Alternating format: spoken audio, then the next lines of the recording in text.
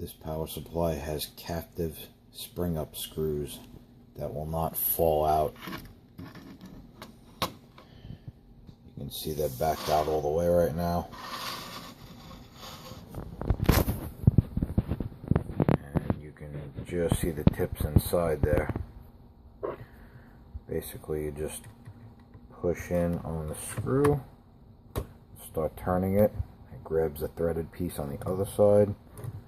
And you can see the piece come out that would tighten down on the wire. Back it out all the way,